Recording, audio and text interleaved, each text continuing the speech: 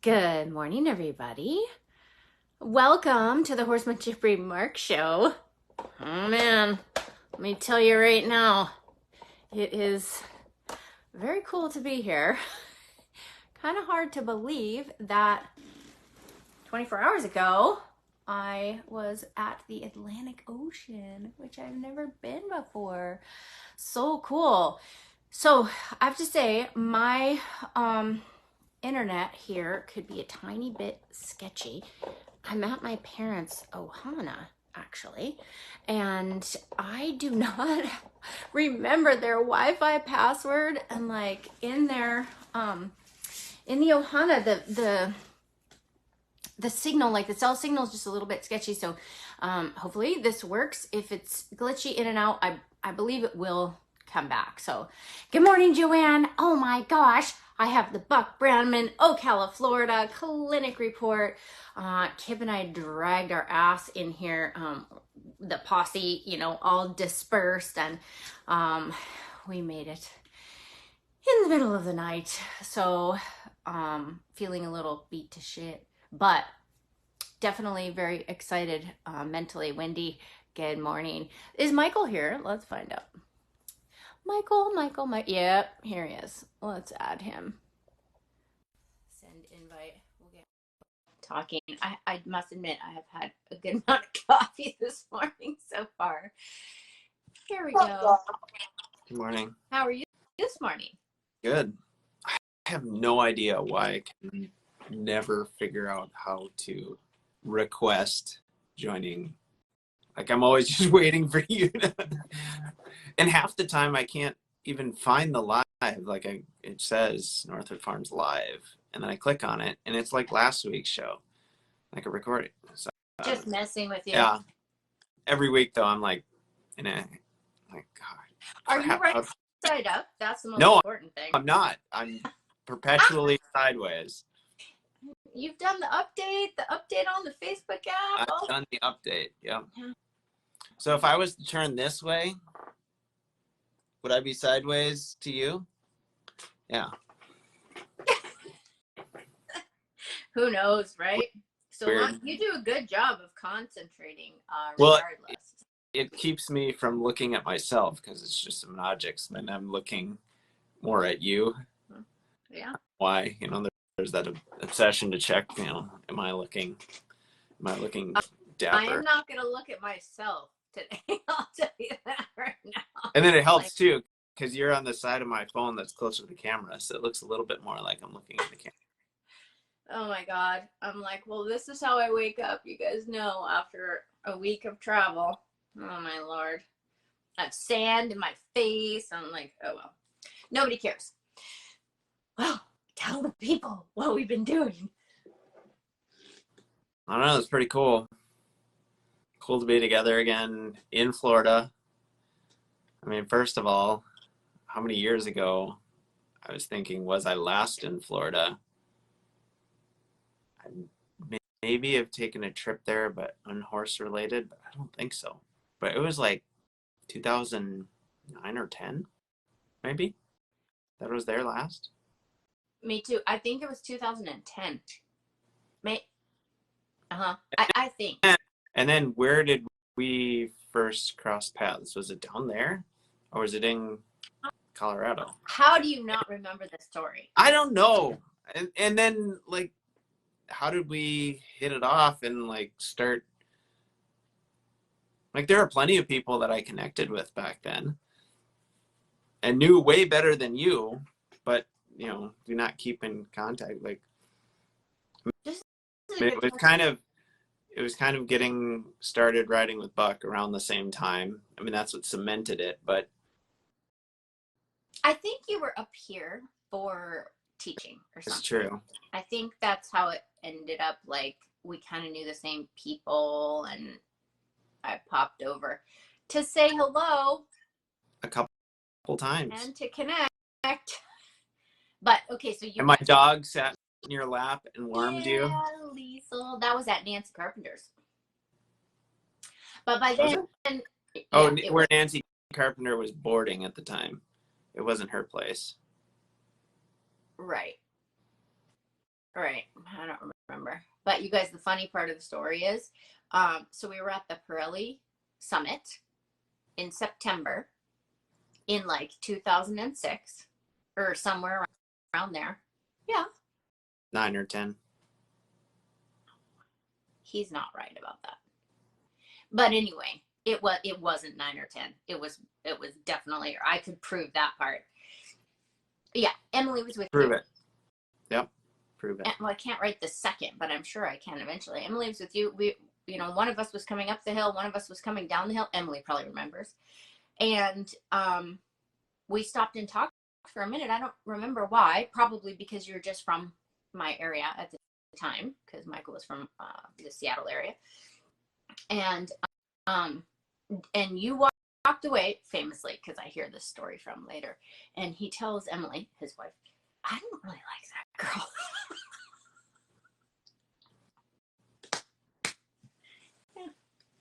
Yeah, I wear him down. I have a cat that's like that. She snuggles with every pet that comes in our house, and they do not. And she's just like, meh. Eventually, you'll like me. And they do. So I don't know at which point he had no reason to dislike me. Side note. But then, anyway, whatever.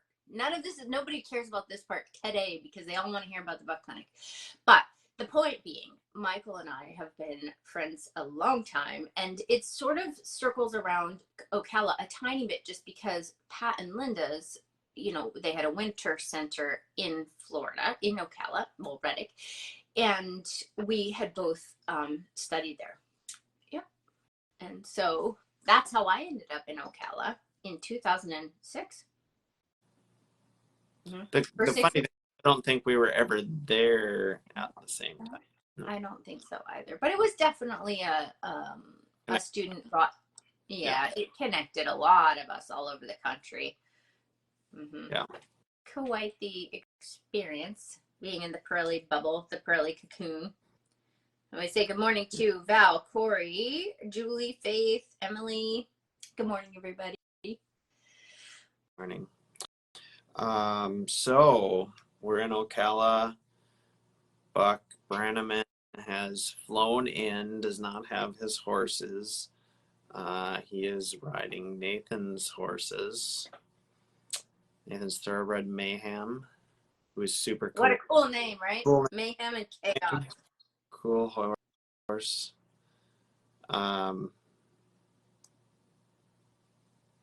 So you did morning class with Mayhem, just groundwork. Foundation, yep. Foundation.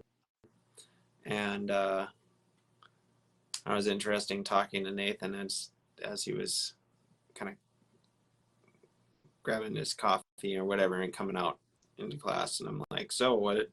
He's like, well, yeah, he's going to be a little sluggish at first, and Buck's going to have to, make sure, like, Nathan knew what he was going to encounter, right? And so it was kind of neat to watch Buck work through, or not even work through, but just tighten some of that up, how he would elicit more from the horse versus, and I'm sure the whole way along, Nathan was grabbing, like you say, data points as to, comparing what he's getting and how he's asking and all that with how Buck approached it. And so just watching, probably first thing right off, if we're trying to be chronological, which we won't be, but we'll start here. Just how Buck kind of eased in on getting more life from Mayhem, because he knew, he's absolutely knew the groundwork. He knew to follow a feel. It was all there, but rather than saying, hey, you need more life, and just kind of snapping in there and insisting on it pretty, like, go now, and I'm going to try to adjust it. It was just little bits. So then, particularly with Mayhem, because he didn't ride him till that third day when he was getting everybody in the saddle.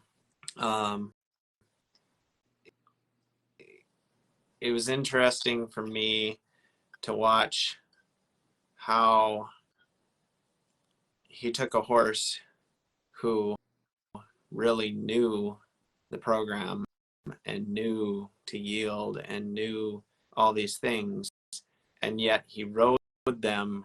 It didn't look too dissimilar from starting a colt, in that surprisingly his expectations for the colt weren't quite as precise, but he with the colt is like, I'm going to stay in there until you stay alive. We're going to work this hindquarter yield, particularly because we've already got it going nicely on the ground, like very connected. We're going to go until it's truly balancing you. And then we're going to get the idea of reaching the front end. But within pretty much that first ride or two, You're skipping to Bozeman now. No, I'm skipping to watch our Colt Sheridan or Dayton, whatever. How quickly he goes from 0 to very engaged, one leg at a time, one rein at a time, all on a loose rein or one rein. And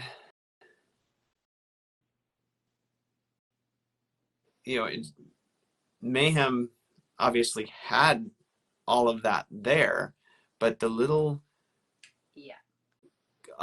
up clicks of how responsive Buck wanted it to be, or to what degree the balance was shifting laterally and then front to back and hindquarters and forequarters. And he was able to go right to a forequarter yield. He wouldn't have been able to do that with a colt he was just starting. But at the same time, within a few days, he would have that colt pretty well sitting back, right? And as I'm trying to describe this to folks here at the barn, are very urgent or anxious as well, to be like, what'd you learn? Like, what stood out to you? It was how accurate and exacting he was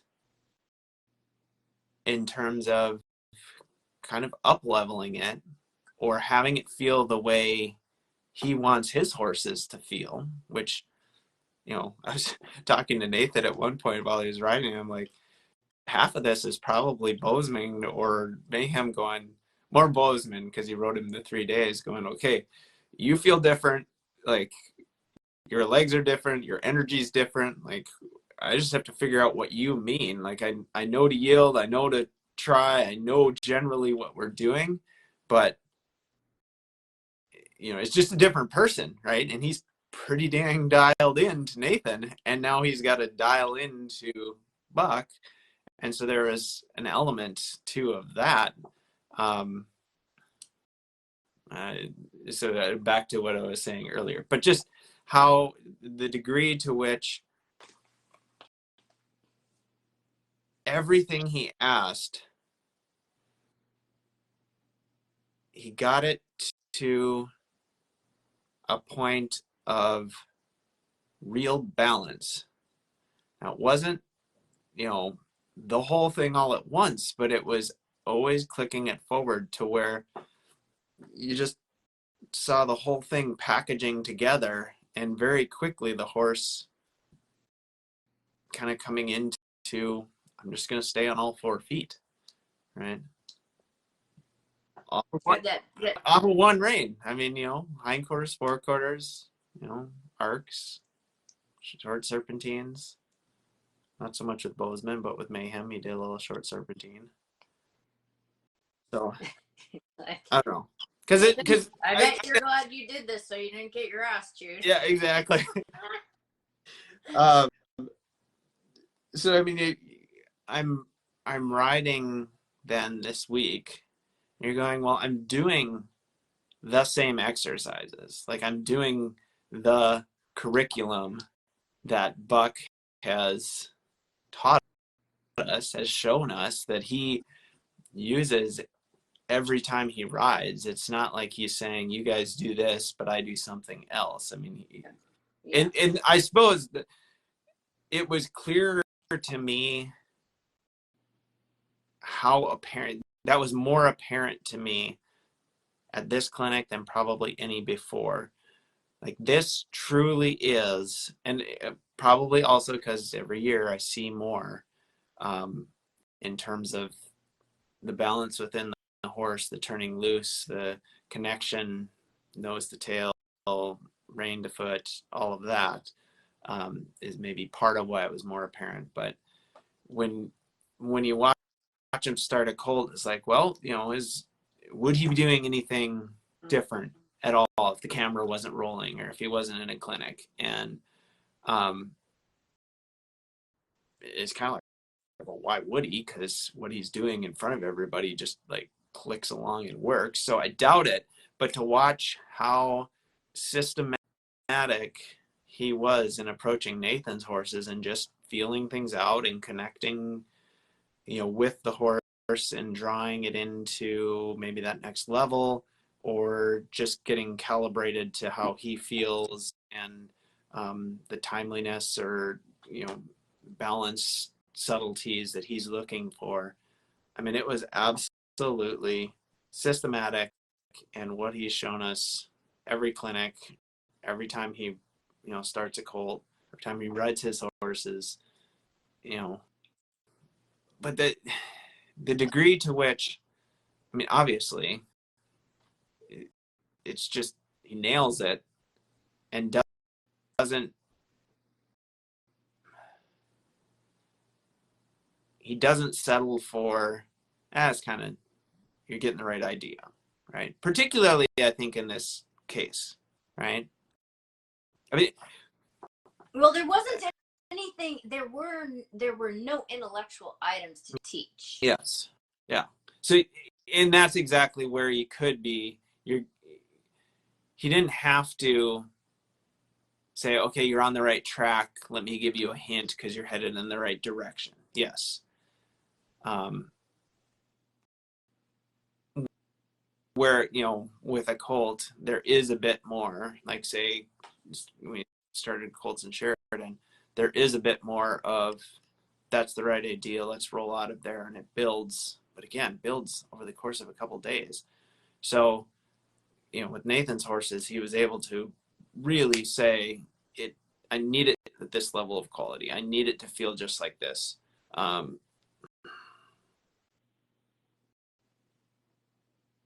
And again, I don't know, speaking for myself, I try to do that, but the detail to which I'm able to perceive all the parts of the horse or the connection through the horse or whatever is so limited in its scope and connectedness compared to obviously how much he's feeling for and releasing for, and the dots throughout the horse, you know, like you have the connect the dot drawings when you're a kid, like I'm going to draw this horse by connecting That's a one good way to say it. you know, I mean, he's just through the horse looking for it to all line up. And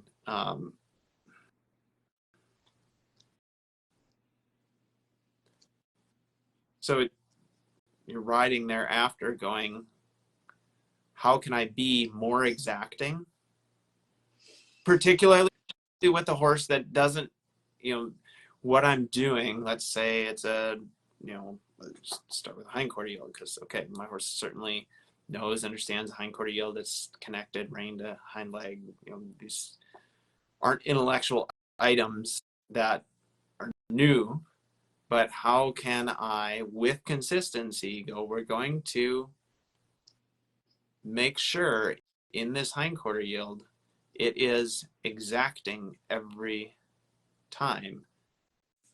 It's interesting. It's an interesting way that you're saying it. That's very interesting. Continue. I don't know, when you say that, you're like going, Well, it's suggesting you're thinking of it otherwise. So you we're go. gonna think of it a little tiny bit differently, Yeah. though, or at least the words are gonna come out differently. But I don't want to interrupt your thought. But that is interesting to me. Yeah. Well, I mean, that basically is the thought, you know, like how to be more exacting without Because the other thing is, without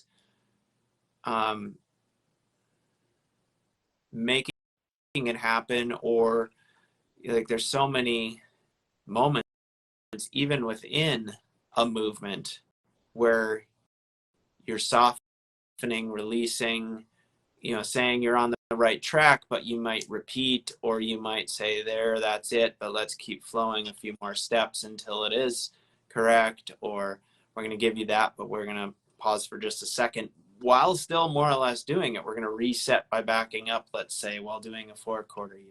We're going to release for that, but the next time I ask, I'm going to give you a little bit more, tap with the outside leg to say I need a little bit more. So even as you're doing it, it's not like you're just going, do it right.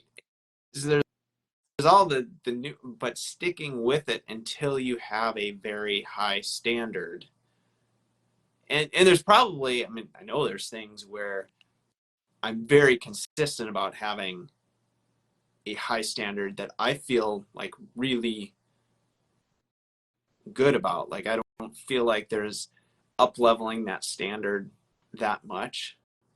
Concrete things like, follow a feel, or, back without me having to go to plan B. I mean, like,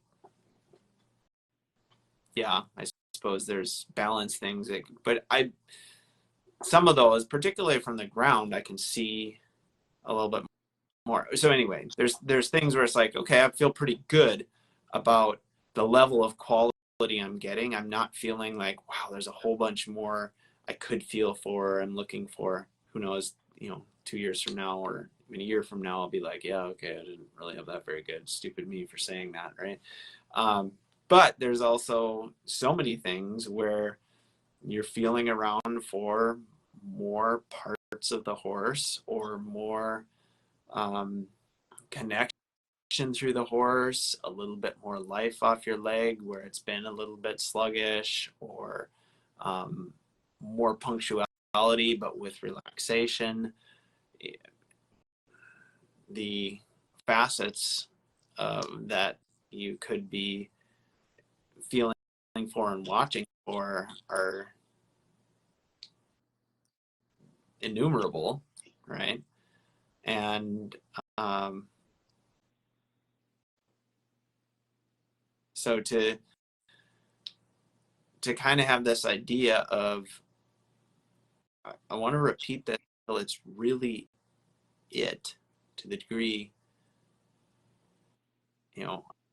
I can accomplish and I'm aware of it, as opposed to, we've been doing this for a while, my horse has the intellectual idea, okay, there's a try. I don't know, it's not like, oh, I've been sloppy before, but just Right. think about up leveling expectations, and yet trying not to be hammering on the horse, or just trying to getting into where you're trying to make it happen, trying to get that level of exact, that exactitude. Mm-hmm. Precision, I suppose. Yeah. So, it was interesting. I don't know. So, Corey. It's funny because I sort of described that yesterday to a couple people, but at the same time, I didn't describe it at all that way. Like, all those words just came to me as we were talking about it. That's funny how that happened. So Corey just says, Corey, our buddy Corey from here, was at the clinic as well. Yeah. Yeah. So stayed in the house with us, and we had a chance to talk some. She said, what I was thinking about, what stood out to me the most was plan A, plan B. Consistency of plan A and the timing for when plan B is engaged if needed. Then when plan A or B needs to be adjusted based on the horse's progress. Yeah, that was really interesting. Once again, to me, a little bit, that's the practice calibration, right? Good morning, Marge. Rebecca, good morning. Rebecca, were you there? Was Rebecca Talbert there? You're in trouble if you were there, because you should have come over to say hi. Jean says connecting the dynamic adjustment and balancing of the dots is artistry in motion. Oh, for sure. Yep. Because there's no way to mechanically do that. I told Buck one night, I said, what's so interesting is because you guys, it's going to take me way longer than Michael to start to spit some things out or for the pennies to drop. But what I said to Buck is, it's funny to think of just having this blur, and a lot of my thoughts are centering around Bozeman. So that's Nathan's bridal horse, the Bay, in the afternoon, for those of you guys that were there. And so, Gary Bailey started that horse. I rode that horse for a year. Nathan has developed that horse for the last 6 years. So there's a lot of, there's a thread in that horse, and I know him very, very well, obviously. But like I told Buck, I'll turn that heater off in just a second. Like I told Buck, there's just this overall impression of him on a bay horse. Rebel, Swede, all the other horses, Bozeman. It's just this blur that sort of all melds together to give an impression. And like I said to him, you're a master technician. There's no getting around that. But then the overlay of the feeling and the impression that there's no way to really explain that. And this relates to some of the other things we were talking about.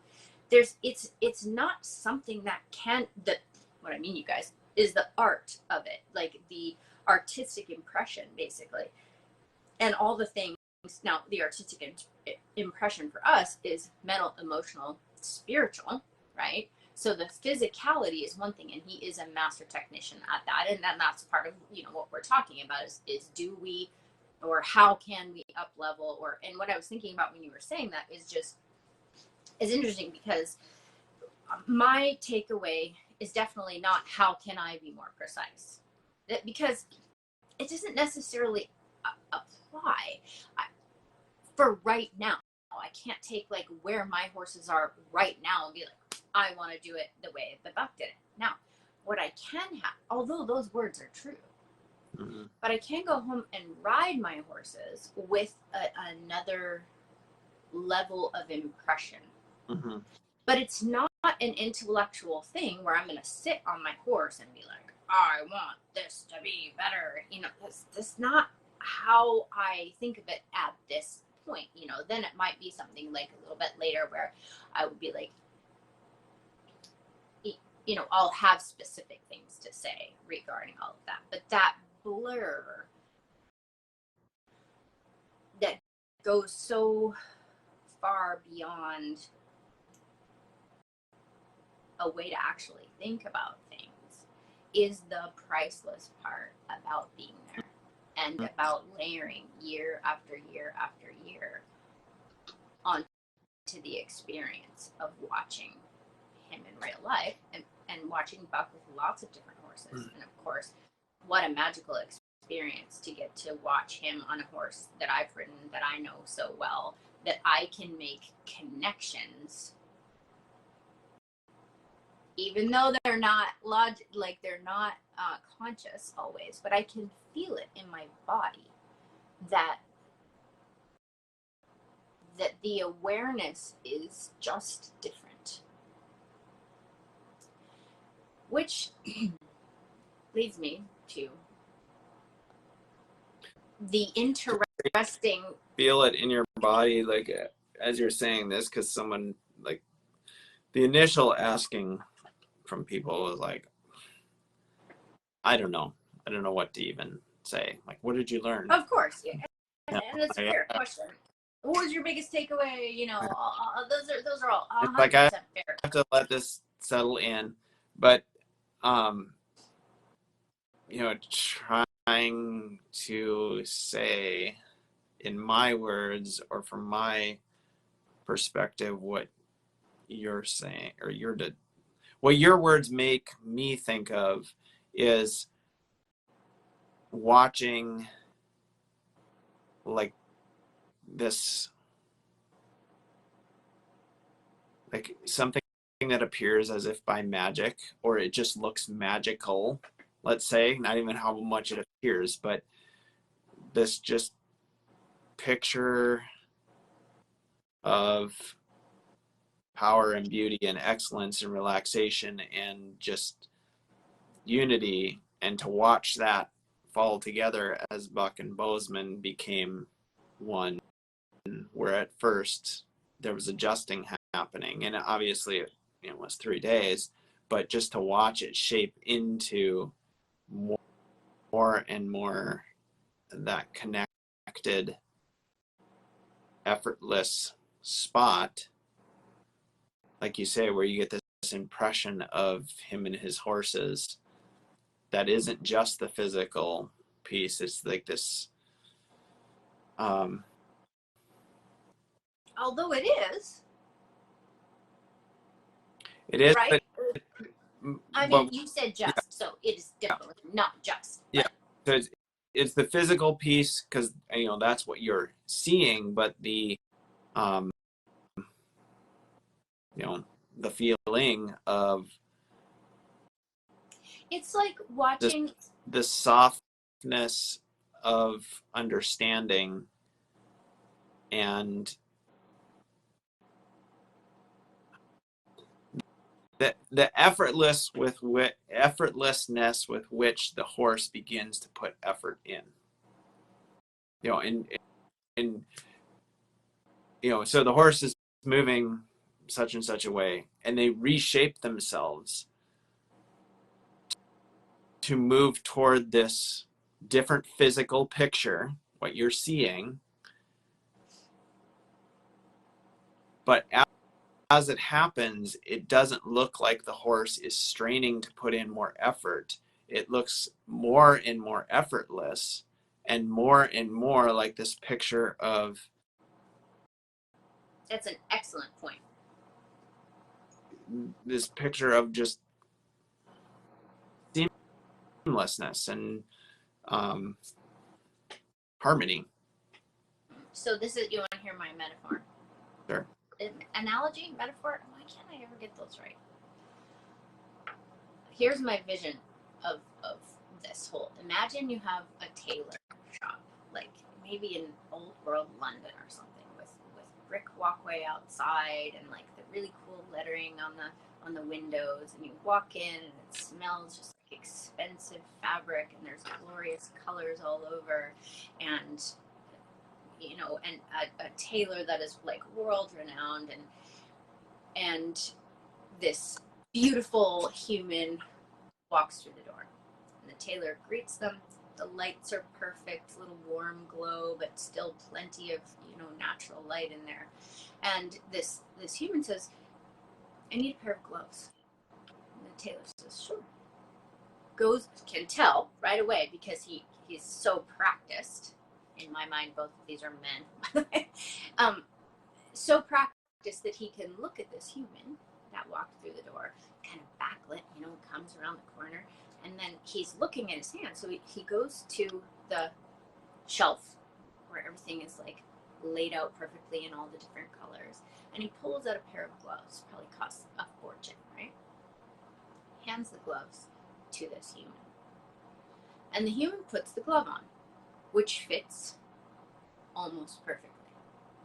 Like a glove. Like a glove. And then you watch the man, after putting on the glove, do this.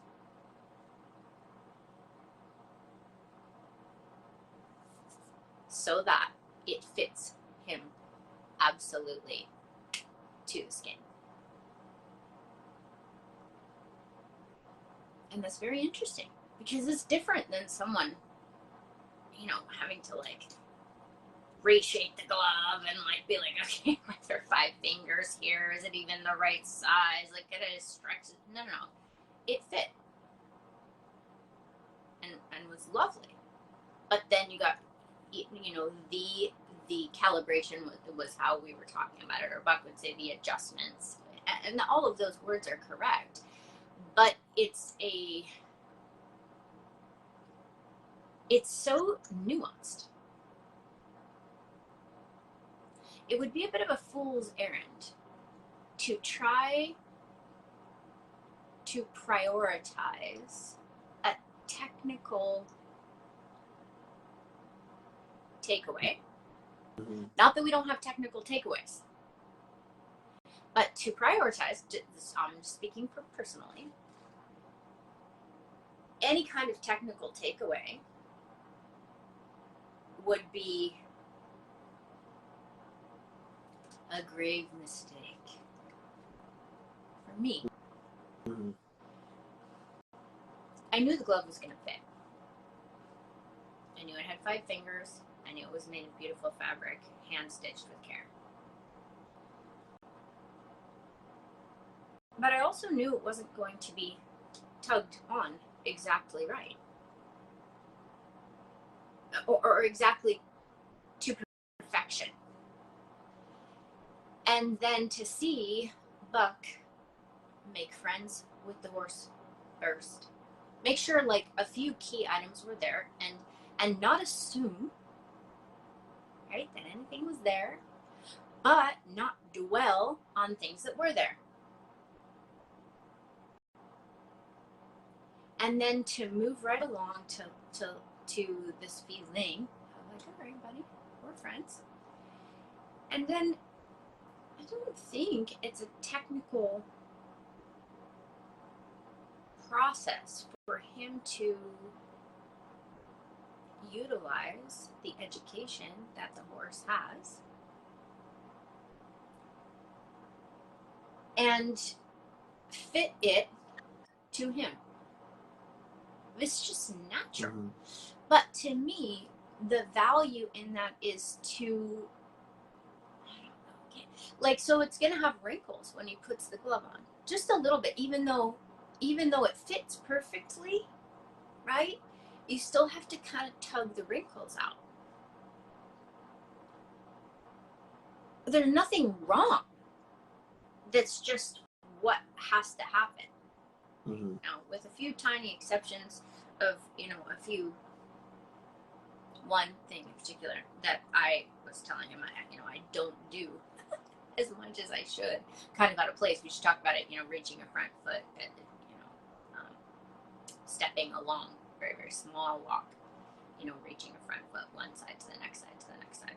So, I was kind of surprised that he did that, because that's not something he does. Before that fan turns back on, he should kick it off. Let me grab it. That's not something he does all the time. It's kind of more, it seems to me, more of a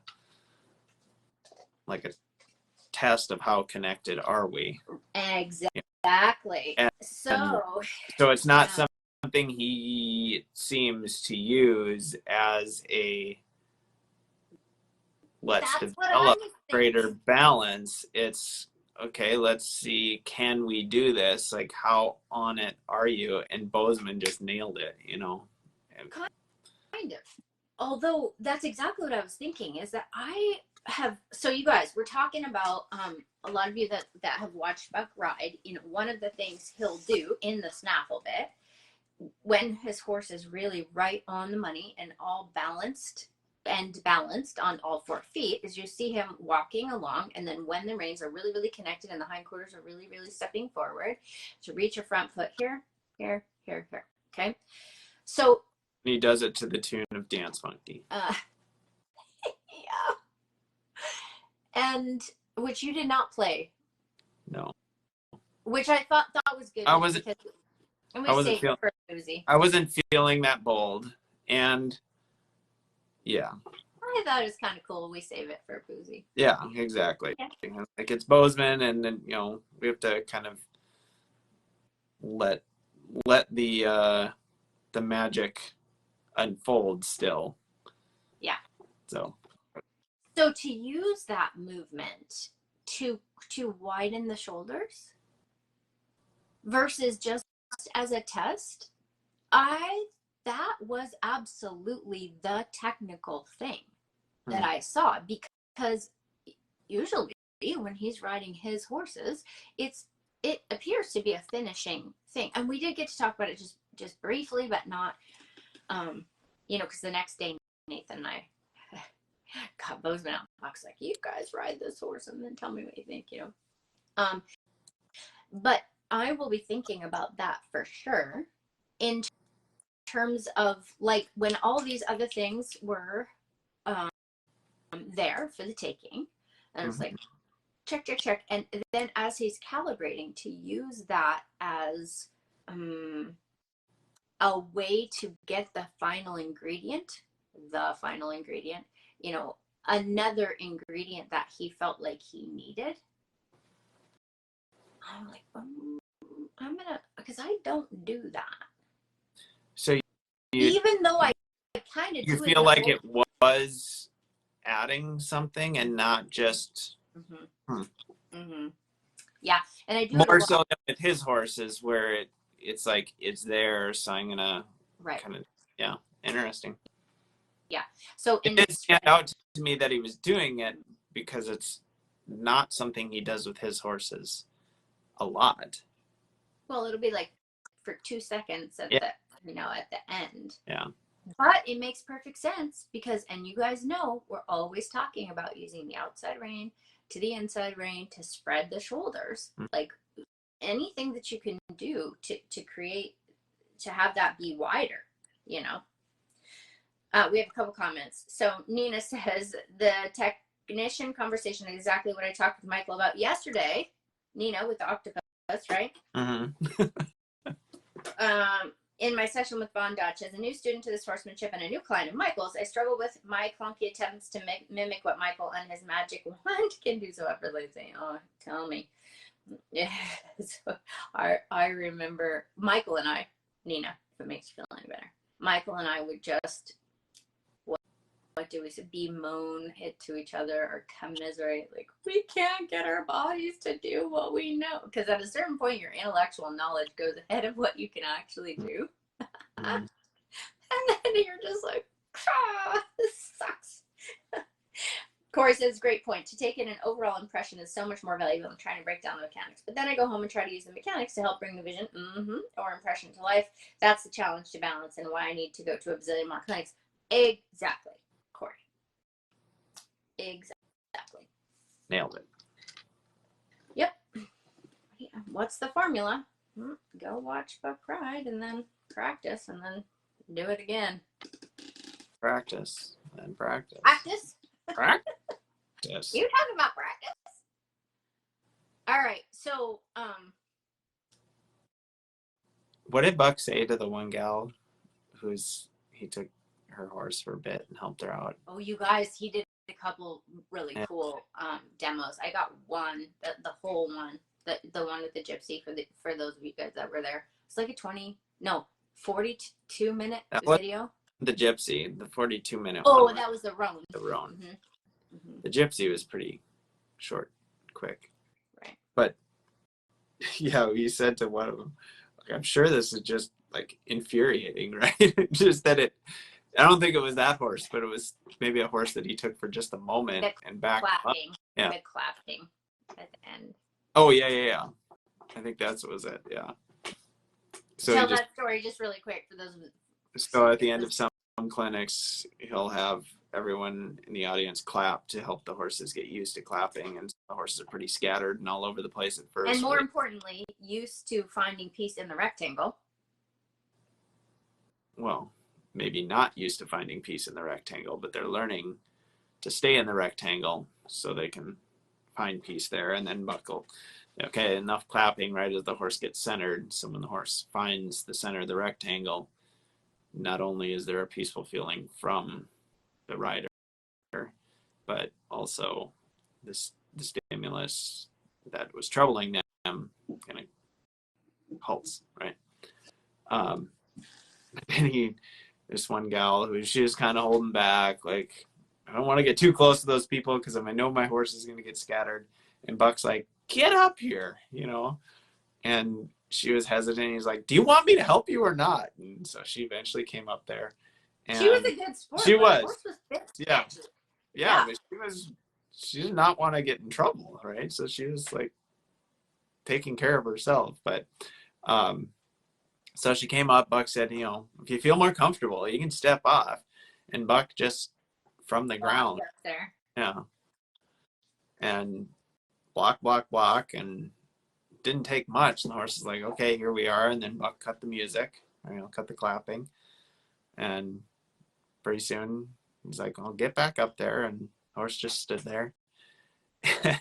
And then he said to her, like, it's got to be just infuriating, right? For it to be that easy for me to help the horse. And you're feeling like there's no way I was going to get that. That's why I was hanging back there. Because I didn't feel like I had the ability and the timing to block and help the horse. Maybe she didn't. And and she probably didn't. But it can be frustrating when, it looks so easy. And I think Nina actually said that to me the other day, like, you make it look so easy. It's just irritating, like that I can't get that. And I mean, both annoying and cool. Yeah, exactly. And Buck, it was kind of fun because Buck, of course, told a lot of stories about Ray and being frustrated with what Ray could do versus what he could do. Yeah, it's, it's always cool when Buck takes so many horses. Yeah. And not, and we come back to this thing, it's like, not everything is going to be fixed that quickly. Literally, you guys, that literally.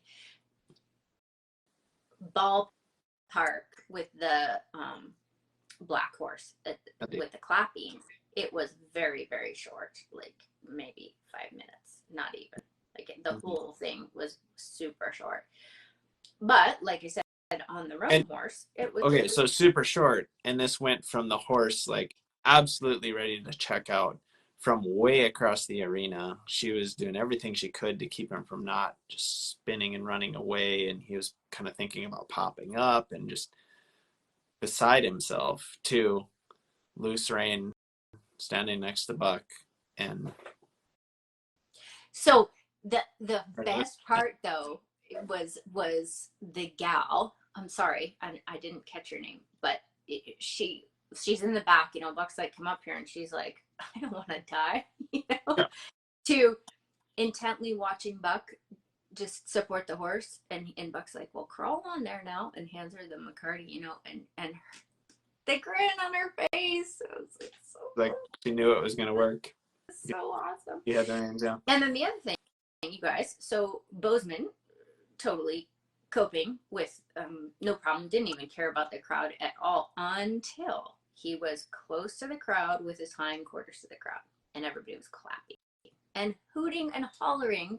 By the way, I would have killed you guys. If that was me, I'd be like, what are you trying to do? The clapping is enough. Come on. That was, of course, super interesting because not knowing the horse, not, in other words, only just meeting the horse and being pretty serious about having to block. And Bozeman, is not always a pussycat, usually, but you push him too far, and just like any horse, if you don't then have the chops to support it. So it was interesting there too, in terms of being exacting and supporting the horse and defining the rectangle, especially in the back. Yeah, and knowing how exacting to be. There were points as he was getting him to where he could stand with it completely in his balance point, where he moved the rectangle to a slight angle. Like Bozeman is saying, I can't handle this. And he was really upset, having the rectangle be like that. And Buck actually for a moment changed the angle and said, it's going to be off your right hip. And then he went back to asking him to be straight. And I don't know if he even went and let the rectangle hang out at an angle to the left or not. Not on the initial. Yeah. But did you notice, like, Yeah, because there was a small moment of time where he was not saying get back to being perpendicular to the fence. He let it be at a slight angle and softened there, and then said, now let's swing back and be perpendicular to the fence. Yeah, like Buck made the decision to, it seemed, Buck made the decision to, let's help you find the center. Yeah. Mm-hmm. Yeah. We're at this angle where it's a little easier. Okay, now you saw, even though it's slightly off that hip, it's definitely behind you, that you can be in the center, and then swing it back. I wonder if he did that intentionally, or just that was the moment where he was going to get, take a breath, and so to capture it there. Which, interesting about the petting the horse, huh?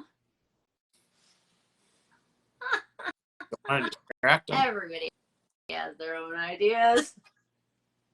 Some of them make no sense to me. But it's the beauty of horsemanship. We're chuckling, Michael and I, just because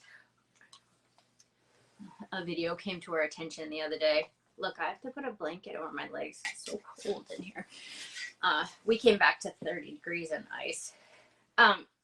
We came across I came back to single digits and snow. Oh, yeah. But you know what? It's funny. Like, just side note, we can get back to the petting the horse and the horsemanship. So you're gone. You have all these responsibilities at home, and you start. By the way, you kind of start re-entry process. What's that? I crocheted this blanket for my little brother. I haven't seen it for, like, I don't know, 15 years. I crocheted. It has cats on it for my littlest brother 1 year. Back when I had time to do stuff like that. Continue.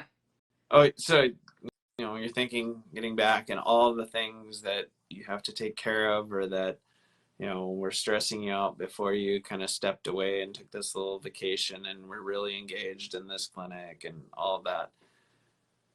And you're, it's going to be so cold and all these things. And then you get back and it's like, holy hell, I have kids and they take every ounce of energy. It's like I wasn't even like dreading that part of it, but that was the part that was the most shocking to come back to, because it was just full throttle. It's like, I forgot how much work you guys are. That's why you start from, so that's like boiling a frog, and by the time it's a lot, you're rolling. Yeah. So I hardly noticed that it's freezing cold and all of the things that were weighing on me before, because I didn't have time to notice them. I was right away into navigating energy. Yep. It'll be interesting for me to get home. Haven't been able to get home yet. So, side thought on that. So, becoming dysregulated. Mm-hmm. And Levi had a tough night last night. I had a tough night last night. Didn't feel good. Said I love you and ended on a positive note, but it was brutal. And it all started with Levi was going to write a card for Julie, and it didn't work out like he had in mind. He didn't like the picture he drew, and he'd drawn it in marker, so he couldn't erase it. And he does not do good with the pressure of time, and he knew Julie was coming over, and he wanted to have this card done. And so he destroyed the first copy and then went to drawing it in pencil and still wasn't happy with it. And then Julie showed up, and it was like a switch went off. Nothing to do with Julie, but him feeling like, I didn't get this done. I can't get this done anyway. So emotionally, he just struggles with that. Like, he can't reset. And the rest of the night, like, he could not pull back. Like, he'd sort of get okay, but there was something going on in his nervous system or whatever, where he was on edge with that that kind of anxious and, intense feeling of pressure and failure, and it spiraled into like, I'm not a good artist and blah, blah, blah, blah.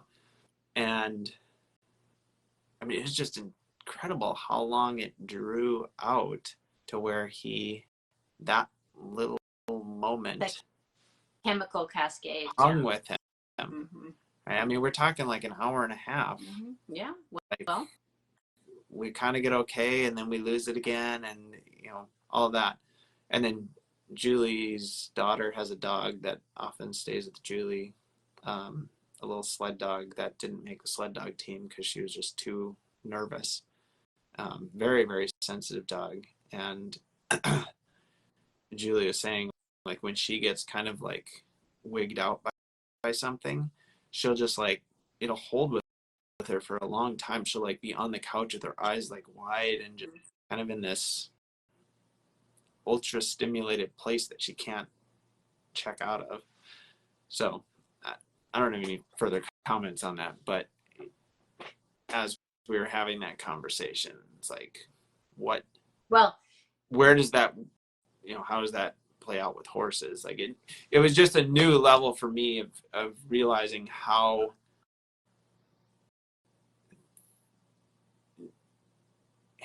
you can help, but it's almost like, to a degree, and I'm extrapolating this out from my experience with Levi and then Julie's story about the dog, is, to a degree, there's an element of it running its course too. Maybe, I don't know. It's rolling around in my brain, right? Yeah. The more you can help the horse find center, and Levi's getting better at it, and we'll be better, hopefully, through all the work we're doing over time. So you can help them grow with that by finding the center, by getting peace and whatever. But you are dealing with chemicals and nervous system and all that. Yeah. So, not to overly geek out on the chemicals, because we know you're the neuro system, because we know that can lead us all astray. But obviously it's chemicals, duh. Mm-hmm. And if you let them be, they will take however long their half-life is what their half-life is. However, what I have observed is there is a way to add the antidote and neutralize whatever is there. That's some magical shit, right? But that is what it makes me think of when there's a horse that, like let's say the last one, mm-hmm. where, it's hard to, it didn't look really, honestly, like it was tipped over into just the absolute frantic, different a little bit than what you're talking about. I think, when it just looks like there is a flood of chemicals that is like filling the system. Mm-hmm. But when you can add or solicit, basically, obviously, if we're talking technically, solicit an antidote chemical, then you can neutralize it immediately. Mm-hmm. Or almost immediately. And it's like, again, I haven't done enough reading or studying on the chemicals. I know you have. And I'm halfway thinking out loud here, but as you say that, probably the best, and it's probably on a chemical level, the best way to reset Levi when he's in that spot is to get him to laugh, like say something silly, say something stupid, jump on him and start tickling him or whatever. And that's like a finding, rather than pushing back on that anxiety or that, it's adding a neutralizing chemical, without a doubt. Like, we don't have to be scientists or spend our whole fucking life studying equine science, no, you don't need to do that.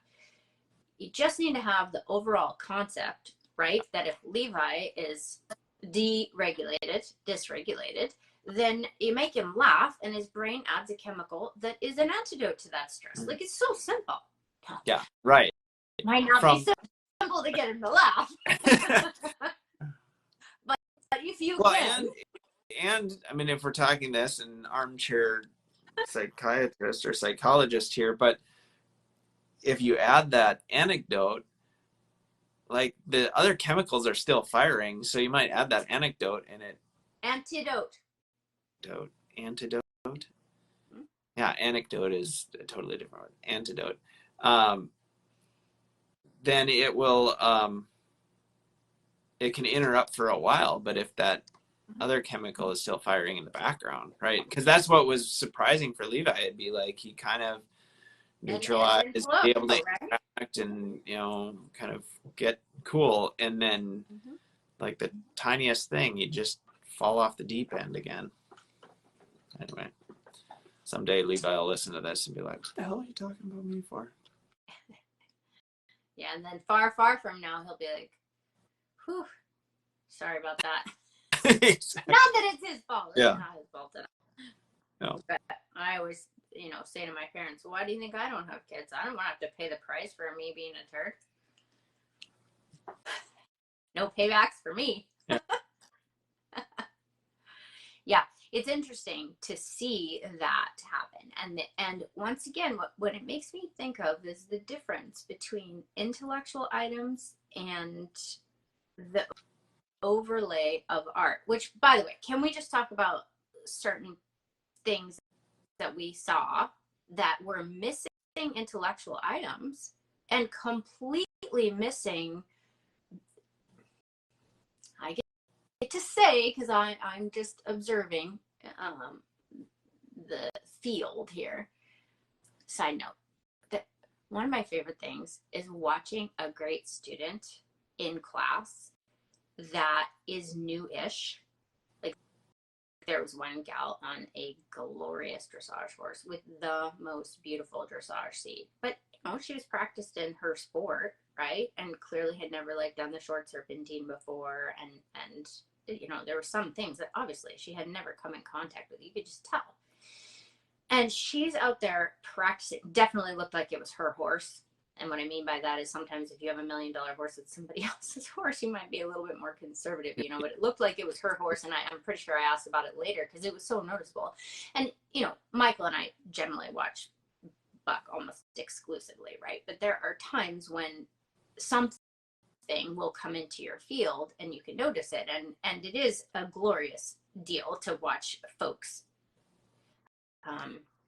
progress is a bit condescending, but the effect to you know, overlay over 3 days, latch on, and yeah, and just be out there, just, I guess what stood out to me, that I was just like, you're my people, you know, it's like she did not care what she looked like at all. She was gonna try stuff and make mistakes and keep adjusting until like she was like, I see it, and I'm gonna, you know, do whatever I have to do to get a start on it. And there is almost nothing more inspiring than that.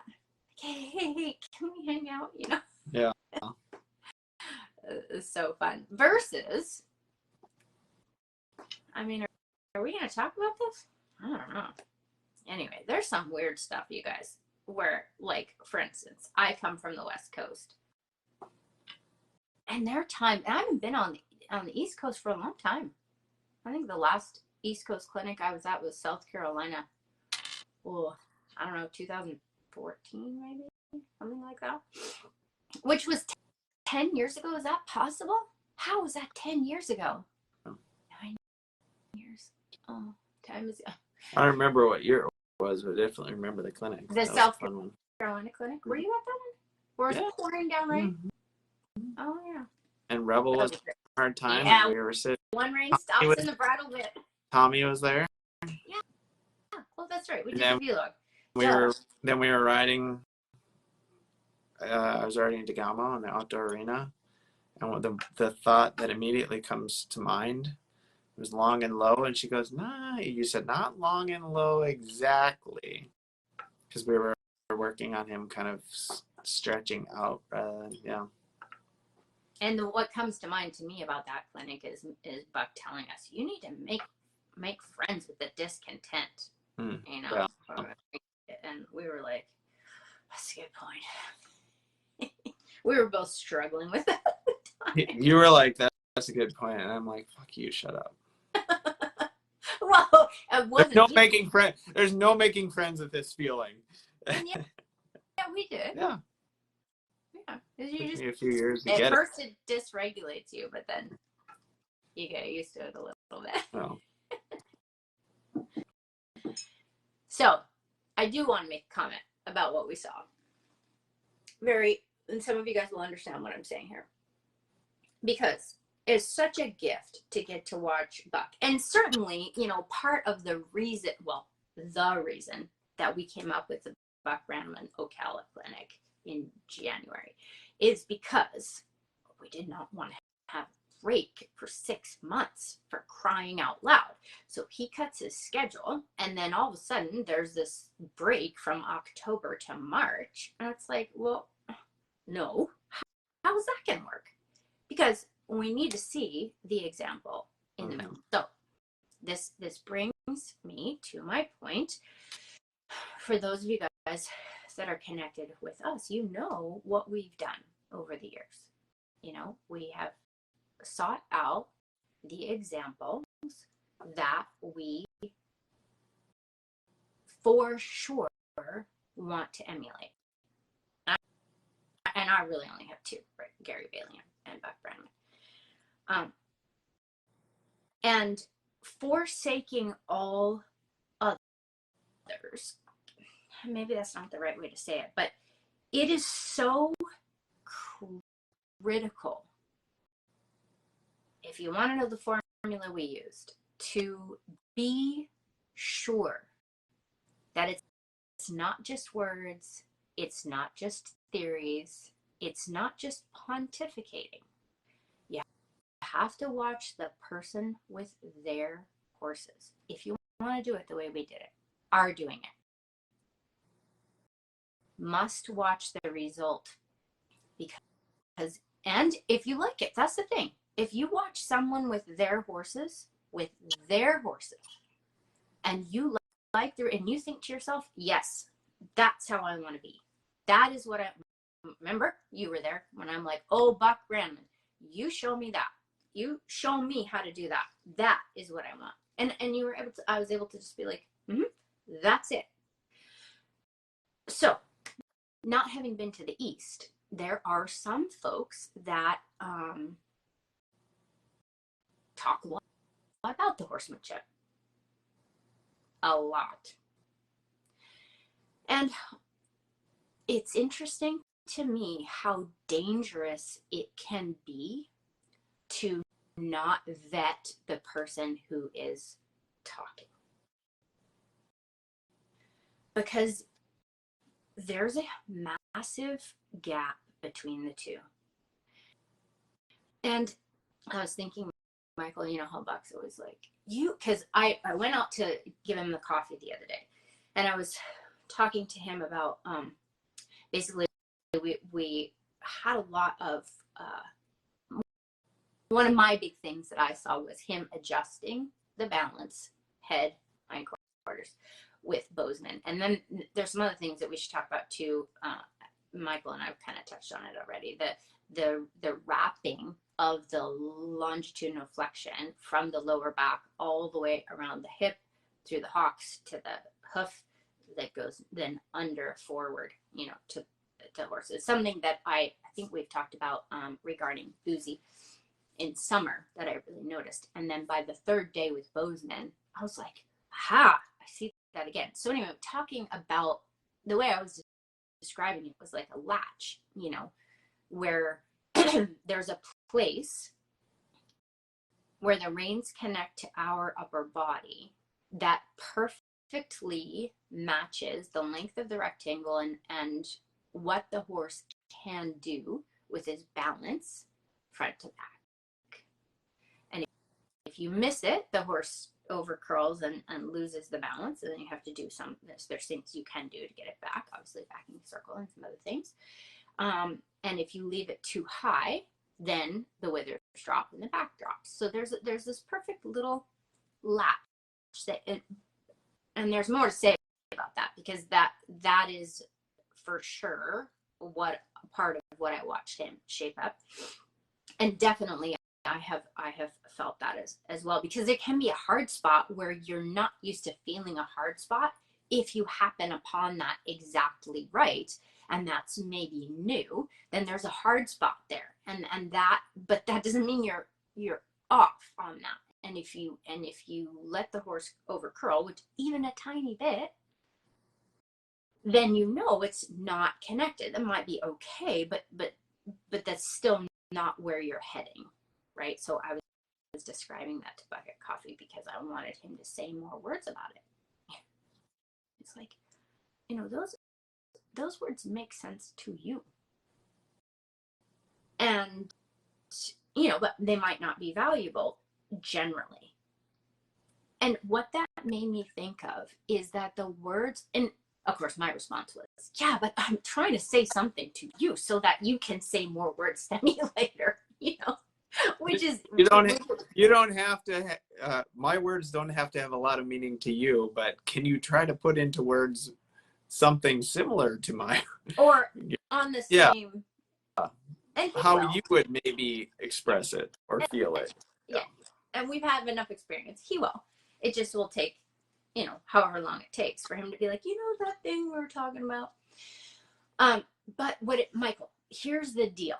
What that made me kind of put my finger on, and this is just, I care about those of you guys that have invested a lot of time and share the journey with me in particular. I want to share this with you, and do with it what you will.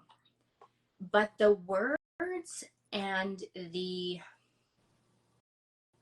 theories and, not even the technicalities, because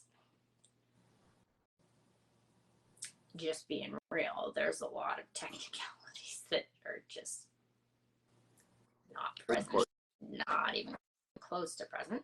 But the words, the theory, the discussion, the ideals, I guess this is what I'm saying, pontificating about the ideals is secondary to muddling around in the experience and starting to have a vision appear, the vision that you want to appear. Because this is my opinion, okay? To me, the art is not in the words. We say a lot of words. And I think there's a difference, because what we're trying to do is share an experience, an ephemeral experience. And that's why we spend time together in real life too, and have been students together, and standing on the fence together and feeling the 3D impression, in real life. Because the art is not in the words. Written, on video, whatever. Or live, listening to the words. Sometimes you just have to go la la la la la and just watch. Which presupposes that the person you are watching is for sure creating the vision that you want. So, for instance, hypothetically, if you want your horse to be light and connected, is one of the things that I want. And I watch somebody that might say that also. I want my horse to be light and connected. This just recently happened to me, you guys, with watching a dressage person that I was really excited about. But because all the words were right. But then it just doesn't match. And then it's like, I cannot watch you anymore, because the result that you're getting, while it maybe makes you happy, and it certainly isn't necessarily harming the horses at all, that's not what I want. even though the words are the same? No. Right? So, for instance, if you want your horses really hooked on and really mentally and emotionally connected, and like you want to become this thing in true unity, which is what I want, then my teacher, I'll watch my teacher over 3 days, our teacher over 3 days. It's such a wonderful feeling to watch him do exactly what we've been talking about. Exactly. Now, it just, well, that's all I'll say about that, because it's one thing to do it with your own horse, that I have never seen him ride somebody else's horse, let alone the horse that I had, with Nathan, my other, closest study buddy, sharing the experience. Like, so not just a horse, but obviously this horse, but to have it prove up. And Buck has passed this test a million times. I wasn't going to just follow him around because he had a movie or because he wears the straps in. No. The result has to be what I want it to be. So, my cautionary tale to you guys is make sure, as life is short, make sure that the proof is in the pudding. Very, very careful.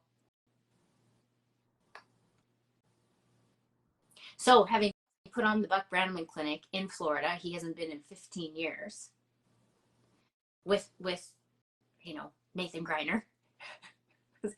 Side note, for those of you guys, it's so funny because Nathan obviously worked for Buck for 5 years, from 2012, I think, to 2017. And so we were on the road together. We were all on the road together a lot at that point. So, like, Michael did the sound, Nathan and Jasmine organized it, all the participants, and got the venue good. And I was there doing the soundtrack to Slim Shady, by the way. I'll have to put that video up for you guys.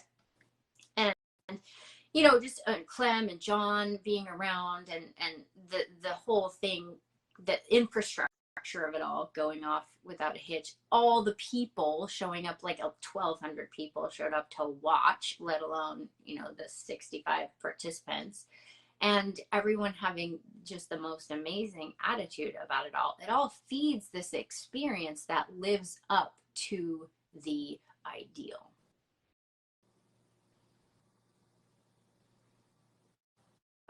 Do you have anything to add to that? No. Except that, well, I will add this. Which is more specific and personal, but it was fun to talk to Nathan about, because he and I never talk. I mean, outside of connecting at a buck clinic, but having the shared experience of working with you with our horses, and then seeing little snippet videos that you've shared of Nathan, a few years ago, but then seeing his horses and where he has them, to just like be kind of like you're saying, like, we have this unity and shared experience, even though we haven't been in conversation and connected. We're on the same journey and working it all the same, with our entirely different scenarios and, yeah, in my case, additional personalities, and then in my case, additional responsibilities that, Nathan doesn't have in terms of family and farm and whatnot. And but to see where we've come, having started from little to nothing, right? Like Nathan was saying, like, it's weird, it's crazy to have it come for full circle, you know, from like first riding in a buck clinic and then ending up working for Buck, and now here he is, you know, 10 years later, and his horse is like ready for Buck to step in and just tweak little details, but not have to, you know, do any of the real curriculum pieces. You know, and then to be able to talk to him about it, and even though we haven't talked that much, he and I, to be very much on the same page through mutual conversation and through studying with the same teacher, working it for 10 years, guys, 12 years. Okay.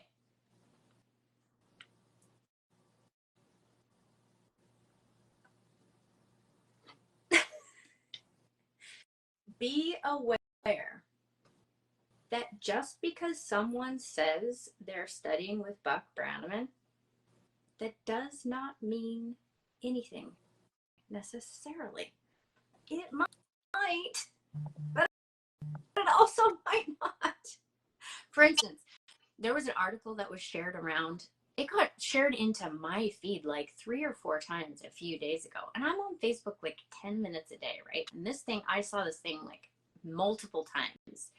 Somebody was pontificating about,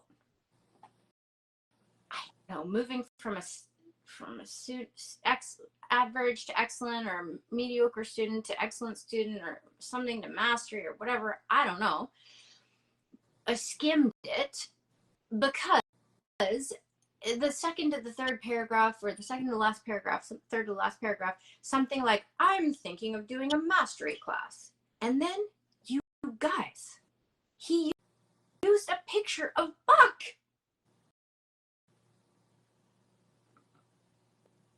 What? So my point is, it's smoke and mirrors.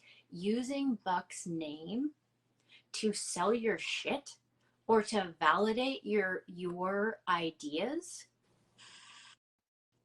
just because they use his name and his picture and the fact, no, you better go look at Buck and look at this. And but I'm sorry, but if you are selling a course or a clinic, you had better use a picture of yourself.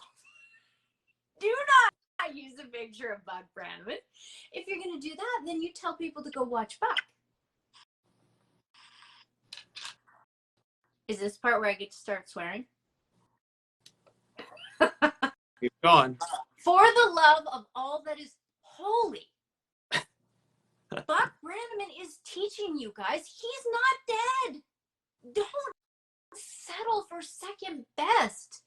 Don't come ride with me or Michael first, or God in heaven, anybody else. Get your ass on a motherfucking airplane and go sit on the fence. Watch the real deal. He's out there, he's riding, he's showing the example. Do not settle for someone who is using his name and quoting him or Tom or whoever else and sharing that bullshit.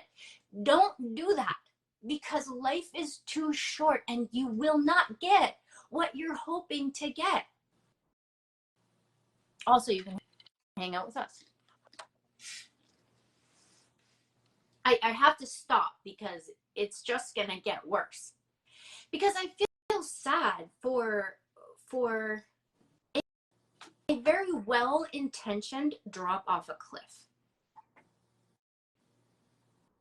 And all these years later, you guys, my theories about this are proven. The formula is proven. It's not just me. And like, I have friends, we have friends, a core group of friends that are getting results and applying this, like, we're doing the same thing, and it's you know, but we'd go there to match it with the actual teacher. I put a Yoda sticker on Buck's coffee mug that we designed for him. We put Yoda sticker on it. My battery's low. Michael Sparling. Should have your phone plugged in. I know. I could accomplish that. So you could continue to pontificate. Well, I mean, there's nothing else to say. You guys get my point. It's very disappointing to me to observe folks that talk a lot, and then you get there and you're like, well, I mean, I don't know what to say because I'm watching Buck and I'm watching you, and it has nothing to do with, like, are you as good as Buck? That is not what we're talking about. But having been around, I've observed thousands and thousands of horse and rider pairs at this point. I surely can identify which ones are shaping up to on the same road, and you can identify people that are not on this. You can just see it. So the safest thing to do is to just watch the person that you for sure want to be like. That's just the safest play. Be careful of the memes and copy and paste quotes and multiple paragraphs talking about someone's experience and then using Buck Brannaman's picture. Very, very careful about that.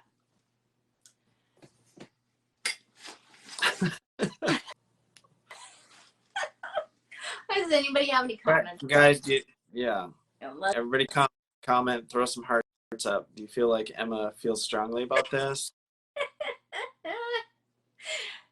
Come across that a lot, Faith said, so I outright asked do not. Oh, sorry, go ahead. I didn't realize you were... Faith outright asked Buck about his thoughts on Michael. Yeah. Mm-hmm. Just to brag on my friends, you know. Yeah, well, anyway, I'm not going to say, but yeah. Ask Buck. That's a good way to do it. Although, don't put him on the spot to necessarily endorse somebody or not. That's bad. But you're still missing the point, though, right? Not you, Faith. I mean, we obviously have to have coaches that we can get around and eyes on the ground, like in real life a bit. But if possible,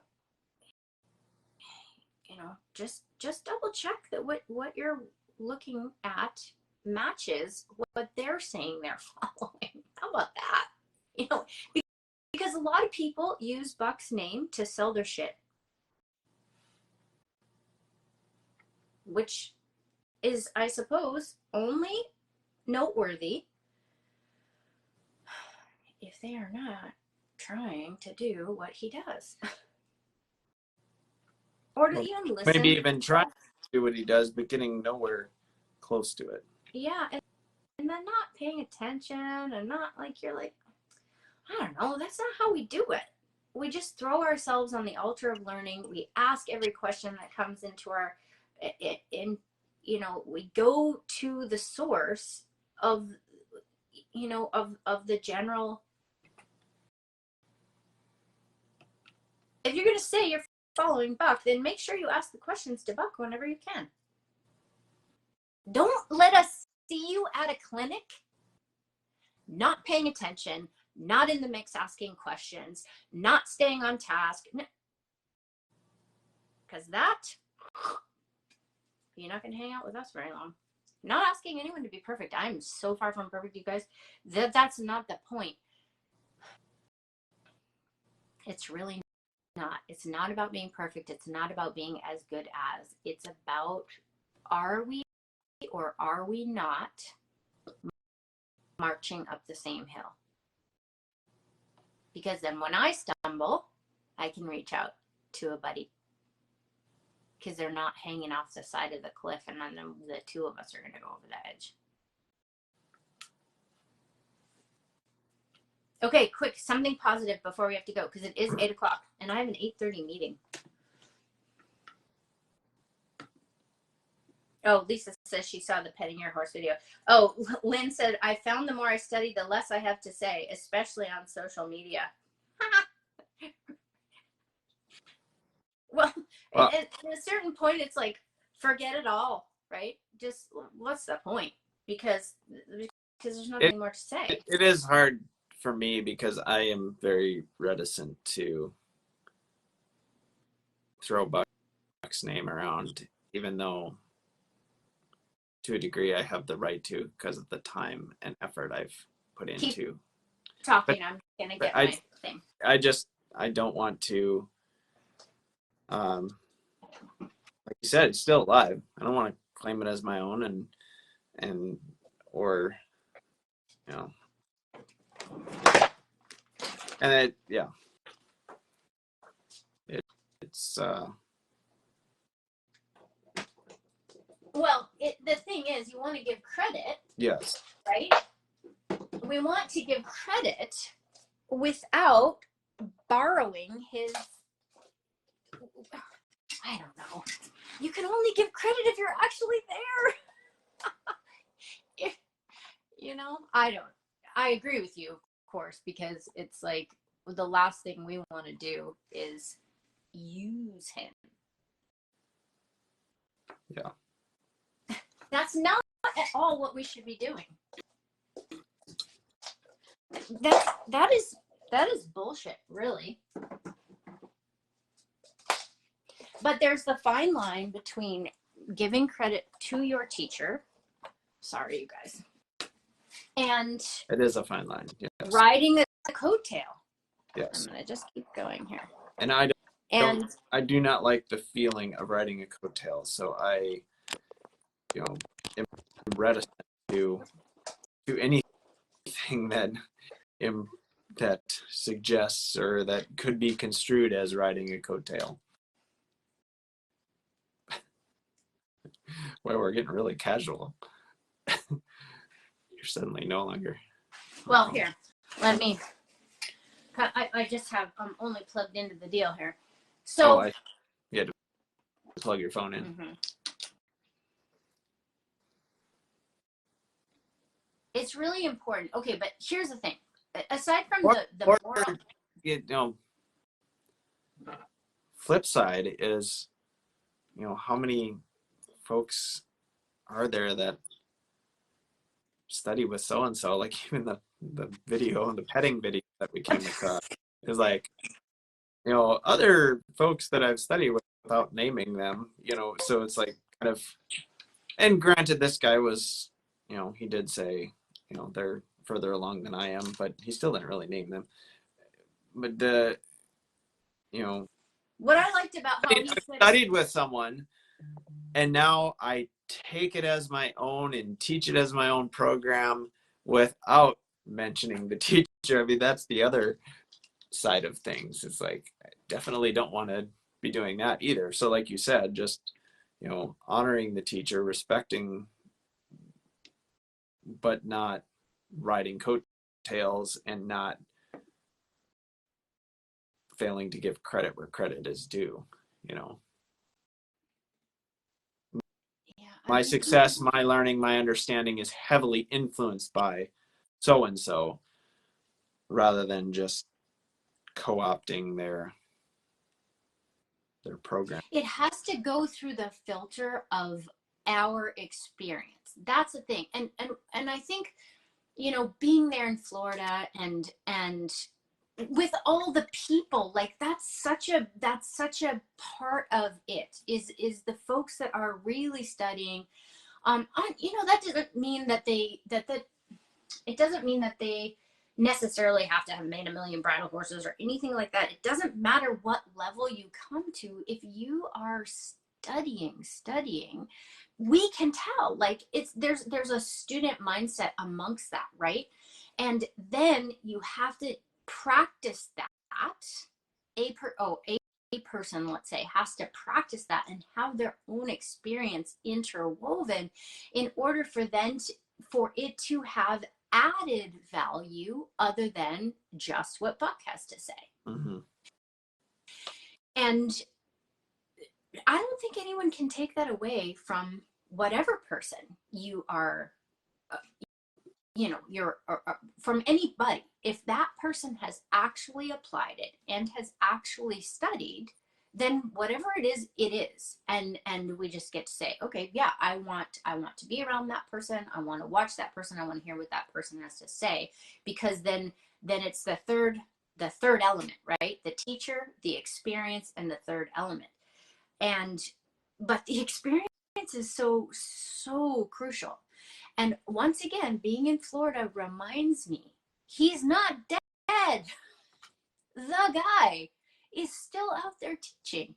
Plenty for everyone to get there. Yeah. And so. And okay, so let's just caveat this with, this is not to say you're not a serious student or on the same path if you aren't trucking around to a bunch of buck clinics. But are you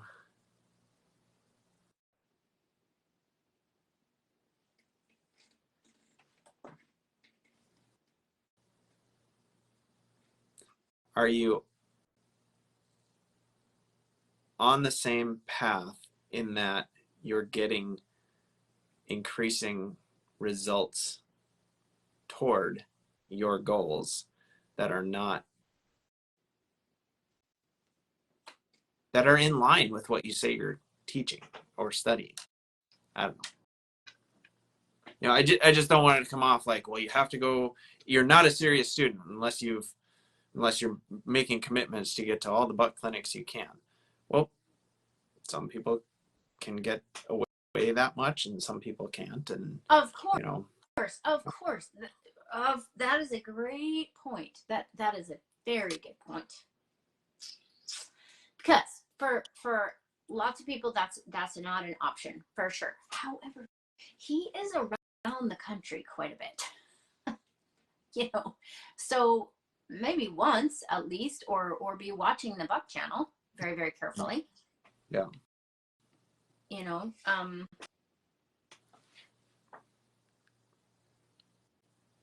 yeah, you make a good point. Not everybody can do it. And it's not about how many buck clinics have I been to, no, or how serious a student am I, but it is about, like,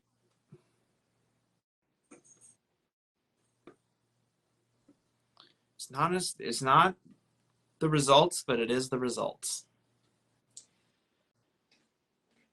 Does that make, you know, I don't want to say, you know, it's not about how good are you, but yeah. And I would say, if you're going to sell your horsemanship program or your clinics or your, you know, horse training or whatever on Buck's name, then you damn well better be getting to multiple clinics in a year. Otherwise, don't do it. You can do your own thing and just say, hey, you know, I've learned some things, but this whole concept of like, I do this kind of horsemanship, or I'm a very serious student of, or I've been, you know, no, I don't. That's my opinion.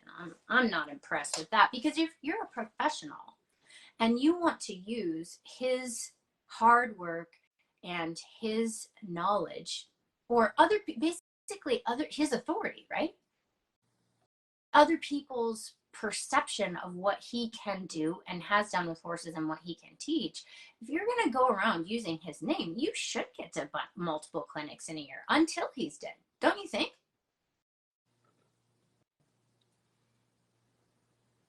No? Yeah. I don't, I'm not going to be able to read so, this. So let's just throw this out. This all sounds very judgy. It does sound good. We're sorry. And it's not in the spirit of being judgy. It's not,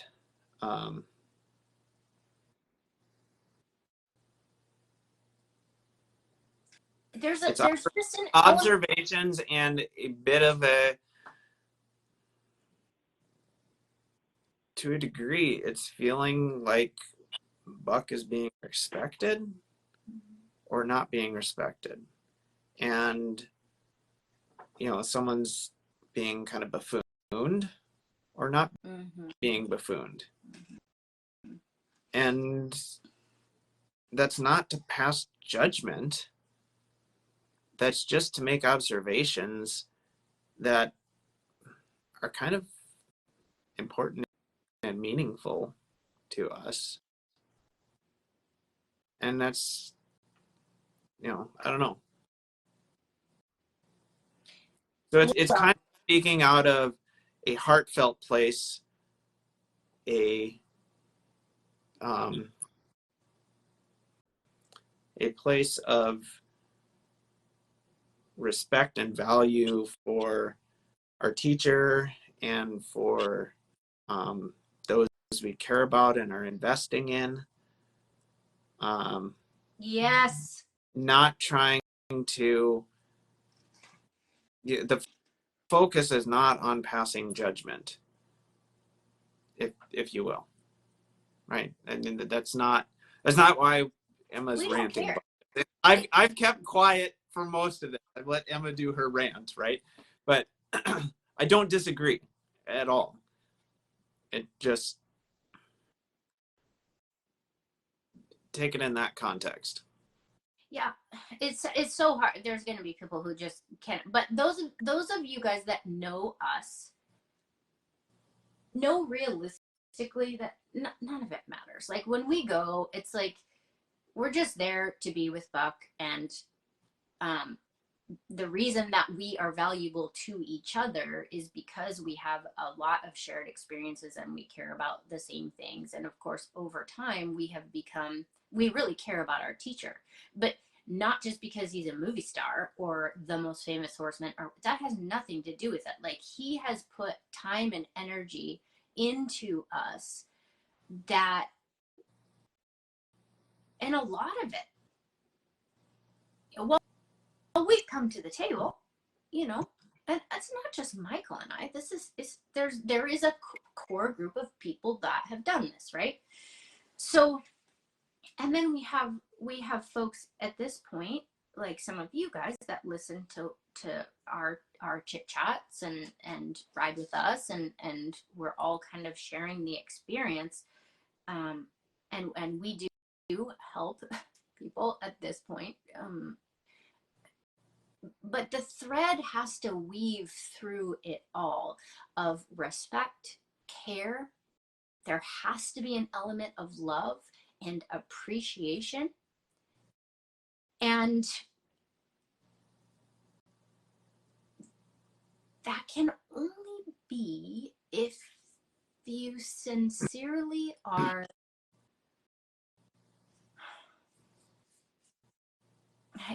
There's no way. See, that's the part where it's impossible to judge, because you cannot judge someone else's heart. However, why is it valuable, Michael? Because we care about the people that are in our community, right? And we care about Buck. Yes, we care about, exactly. We care about you guys that are in our sphere. And everyone knows, if you don't rise to a certain standard in my sphere, you get cut. So there's that. So the people that, we're around have really, really good intentions, and that's why we care about you guys. And yes, at this point, we 100% care about Buck in a way that gets layered on top of every year, right? And every time he does something, like comes out to Florida and spends a week with us, and shares all his knowledge and his time, and puts energy into us, that just adds a layer of a layer of depth to the whole thing. So Buck doesn't care really if other people use his name to sell their shit while not paying attention, but I care. And I care for two reasons. Like you said, it's disrespectful to Buck, and secondly, it will lead our friends astray so bad. That's the part that's so maddening. It's like, they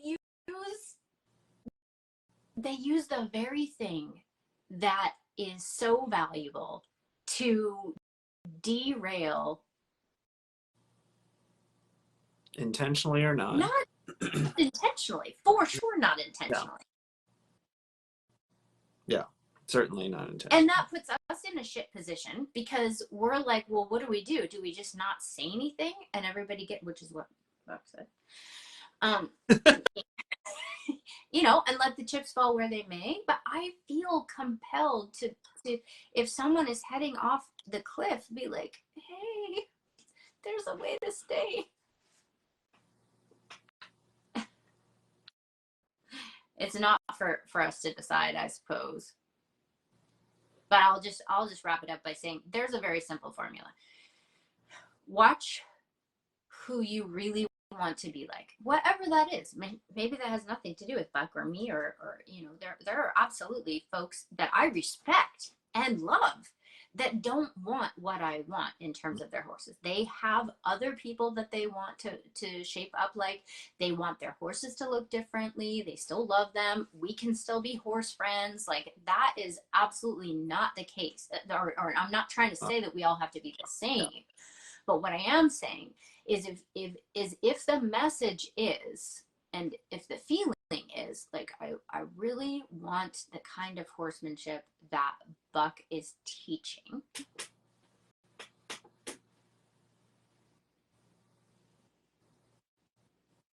there's a way to do that. and it's not, I don't think it's unreachable. I don't think it's inaccessible. But you have to be intentional about it. And it's pretty cool to see some of the folks that have been around only a couple years just going gangbusters forward. Like, that is the best feeling. For sure. There is nothing better than adding another person to the climb. Mm-hmm. And that's so amazing. It exponentially adds value to what we're doing, and just the more the merrier, honestly. Anyway, don't watch this if you're not interested. I should have given that caveat earlier. In your notes, you can say turn it off at whatever point if you're not interested in hearing Emma's rant. Yeah. And then before we go, I just want to say once again, thank you to everybody that came out to the Buck Brannaman Clinic at the Florida Horse Park. Thanks to the sound guy, Tyler, and Jim, who runs the park. And of course, Nathan and I, this was our idea from a long time ago. And so for him and Jasmine to execute it, and yeah, just Clem and John coming all the way from Washington, Michael, or Idaho, and you being there it's just so fun. The simple things like, hey, you know the music Buck likes, play it. Did you listen to that song I sent you? Not yet. Oh my gosh, you guys! I don't know if it'll be your jam, but I think Buck would like it. Oh my god, the hilarious thing was me. Well, I don't know how I ended up leaving the microphone in the car on Saturday. I don't know what I was thinking, but Saturday morning, so Buck comes walking over, and I'm already with you at the sound, and he finally comes walking over to me because he had everything he needed except the microphone. He comes over to, he's like, I need a mic.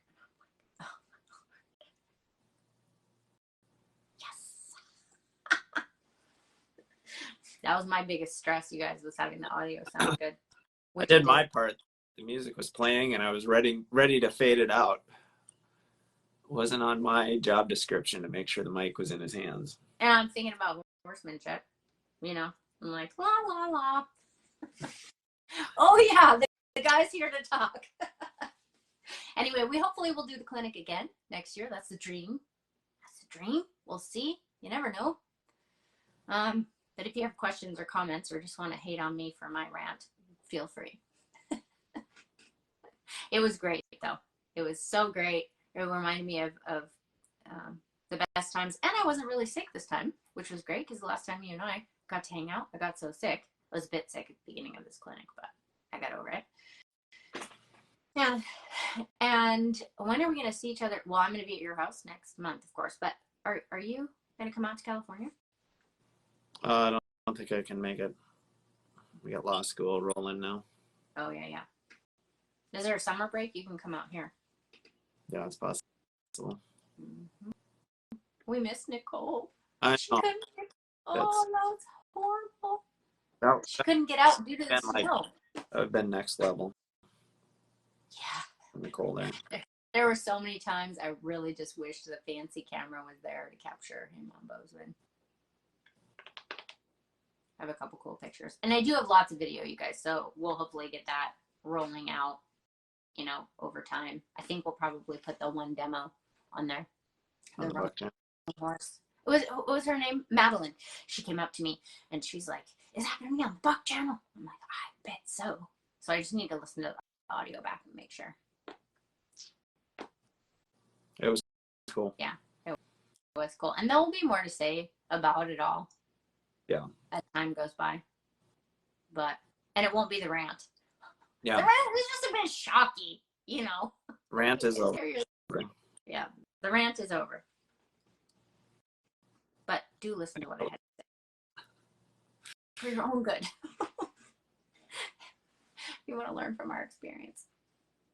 All right, buddy. Well, I have a meeting. I don't know what time it is, but The meeting's probably started. in 7 minutes. So we have got to go. Thanks, everybody, for joining us. Next week, I will have had a little bit more sleep, hopefully. And we'll see you next Thursday morning at 6:30 a.m. Pacific Standard Time. 8:30 Central. Bye, everybody.